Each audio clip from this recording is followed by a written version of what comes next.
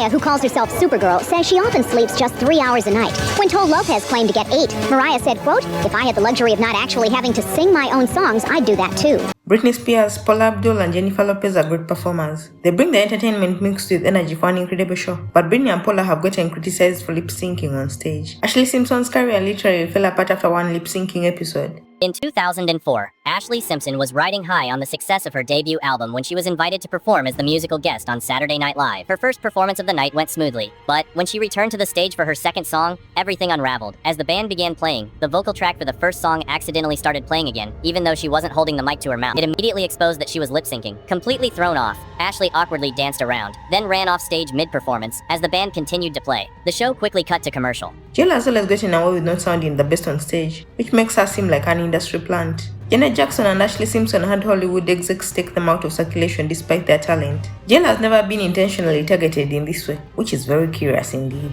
She never even got the same criticisms for not singing her own songs until last year, and she's had a career of more than 20 years. Regardless, she still has a huge following when it comes to acting because she became the Latina it girl for so many years. So how did Jennifer Lopez go from a fan favorite to someone a lot of people actually dislike? It seems as if J.Lo went through some realization where she felt like she didn't get a lot of recognition for her work in the industry. So she created a documentary completely funded by herself but received nothing but negative reviews for this. She even tried to take matters into her own hands and bought bots to say nice things about her documentary, copyright striking anyone that spoke negatively about it. I am shocked, but I'm not surprised. So apparently, J.Lo has an army of bots that are trying to make her look better, allegedly, because people are starting to point out there are multiple comments that are exactly the same. And they all say, well, I work at the restaurant where I had dinner today. She was very regal. I had the honor of presenting her salad. Jennifer has since been trying to step back into the light as the pop princess she's always been, but after 20 years, it's not that simple. And though her career was created makes it doubly hard. She wants to be viewed as an artistic person, but she's never been an artistic artist. You want my love, and you've got to have it all. The topic of J.Lo's downfall has to involve one of the greatest vocalists of all time, Mariah Carey. Because the only real reason Jennifer has a career was because Tommy Mottola, Mariah Carey's ex-husband, hated his ex-wife so much that he used J.Lo to take Mariah down. This will always be a problem for J.Lo because Mariah is actually musically talented, while her voice breaks at the slightest provocation.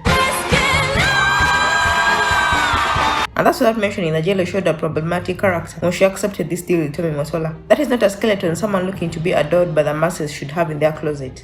Jennifer has always been an inspiring dancer, we should give the devil her due. But her big break came when she was offered a job as a fly girl on In Living Color in 1990. The show's choreographer Rizzi Perez said that she chose Jennifer because she had that look that she knew the audience would tune into, but she clashed with choreographers and feature acting agents about her weight because she was curvy. The Fly Girls were very popular, and they're even considered by the head of Virgin Records as a group that could rival the Spice Girls, but that deal fell through after 2 years. After In Living Color, J.Lo went on to dance for various artists like Janet Jackson and starred in music videos. She started working her way through Hollywood through acting. Getting the huge role of Selena eventually became the big break she needed. Jennifer played the role very well, and it opened so many doors for her, getting her the Best Actress nomination for the Golden Globes. Very quickly, she became the highest paid Latin actress. Her stint as Selena inspired her to start singing, and she released a demo that caught Tommy Mottola's attention. Jennifer's look combined with her dancing seemed like the perfect formula to get back at his ex Mariah, because Mariah can sing but she's not a dancer. J.Lo can't really sing, but she'll dance her ass off, so she became Tommy's main priority, and his first mission was stealing a song from Mariah to give it to J.Lo.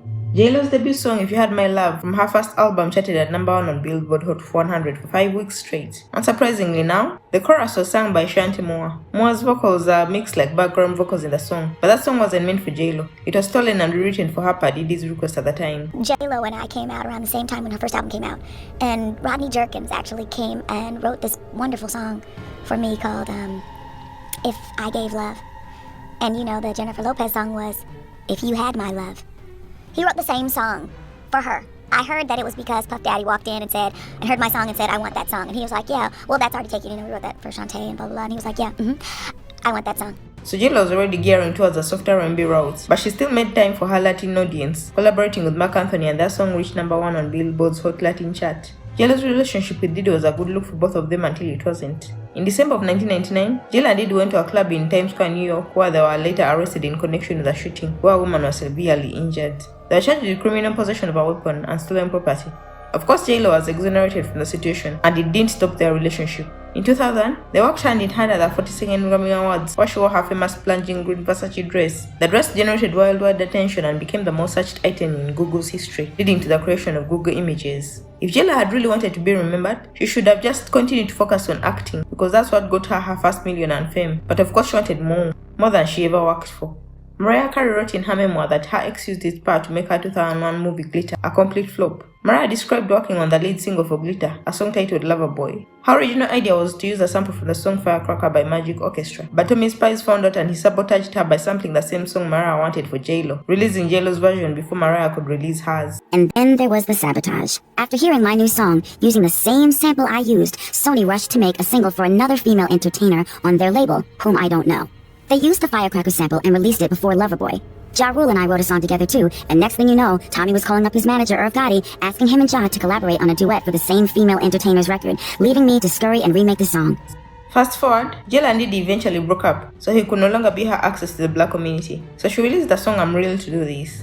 In true JLo style, Ashanti's demo vocals were kept for the final version, including taking over the chorus and recording ad-libs for the track. Okay, now did you sing the reference to it? Because I hear you all over the song. Yeah. And I'm just like, why didn't they take Ashanti off the song? Because I feel like you sang the whole song.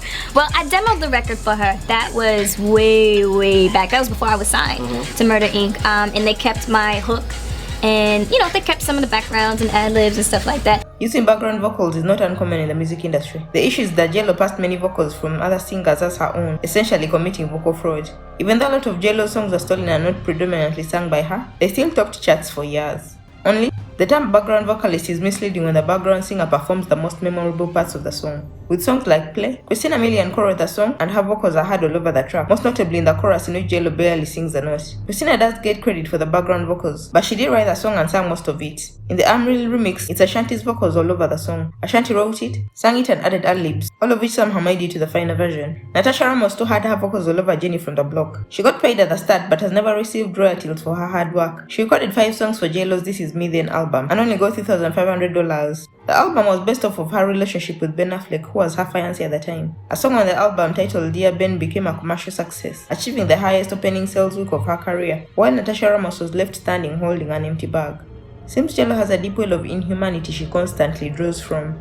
The rumor that JLo was a mean diva has been around for a while, and it started as early as 2002 with the movie Enough. The director found her difficult to work with, and this reputation did stop there. In 2020, JLo got the honor to grace the Super Bowl stage. She's a good performer and brings the energy, but was upset that she had to share the stage with the legendary Shakira. In 2021, she rekindled her relationship with Ben Affleck, who had divorced his wife, another Jennifer, and they got married a year later. JLo's documentary for the Super Bowl was her first attempt to document her life and show her audience a different side of herself. The documentary actually had positive reviews and was well received, unlike her newest one, This Is Me Now, which accompanied a sequel to the album of the same name. For some reason, JLo thought releasing an album and documentary about her relationship with Ben Affleck 20 years after they were both relevant was a good idea. It's why she keeps getting called a narcissist, because only one such person would have such an inflated sense of self. I mean, her potential partners backed out, which should have given her pause, but JLo decided to finance the documentary herself for $20 million. Even Ben Affleck didn't think it would work, but hey, this is the woman who will have us believe that olive oil is responsible for her heavily filtered Instagram posts. As expected, both the audience and critics hated the documentary. I like taking my hair out like this. It reminds me like when I was 16 in the Bronx, running up and down the block. A crazy little girl who used to be wild and no limits, all dreams and People clowned her mercilessly as soon as it dropped, because it seemed like everyone and their grandmother told her not to release it, but she felt like it would be compelling for some reason. And all this led to people coming out of the woodwork to talk about how horrible of a person JLo is. From being mean to her not paying backup dancers, to firing any Virgo employees, to throwing a fit when anyone she deems less than looks her in the eye, to calling back service folks to reduce the tip they got from Ben Affleck. Turns out JLo is a very horrible person indeed, and this did not help whatsoever, given her career had been on the downhill for a while and she needed a comeback. She should have probably not been so silent for so long on the music front, which did not help. Her fans were grown and had too many responsibilities to blindly care about a woman who disrespects everyone poorer than her. JLo then of course announced her now infamous This Is Me Now tour. This stuff was all supposed to be her mea culpa, a connection of wonderful projects with Easter eggs to tie it all together Taylor Swift style. Only JLo forgot that Taylor actually maintains a relationship with her fans and doesn't just wake up and drop vanity projects. Of course the tour flopped. Barely anybody was buying tickets, so she rebranded it to her greatest hits tour. JLo tried to portray herself as a real artist with a huge creative vision, but forgot along the way that the core of her career is based off of other people, and most people aren't willing to pay their dues to someone who has been proven to not be creative. What's even more intriguing is that her ghost singing would have really been forgotten because she's a great performer and actress, so her other works could have overshadowed it if her behavior being an egotistical diva didn't override her career accomplishments. Jill is a household name and won't be forgotten, but her attempts to solidify herself as a creative powerhouse is where she went wrong, leading to a downfall that she may never recover from. Well, that concludes today's video. Make sure you like, subscribe and comment down below on what you think of JLo's longevity. Thank you guys for tuning in. Was denken Sie über Jennifer Lopez? I don't know. Ich kenne sie nicht. I can't believe people still make such a big deal out of it. But do you know each other? No. Okay, here's She the says thing. you know her. Okay, I know she. You know what? I'm very forgetful.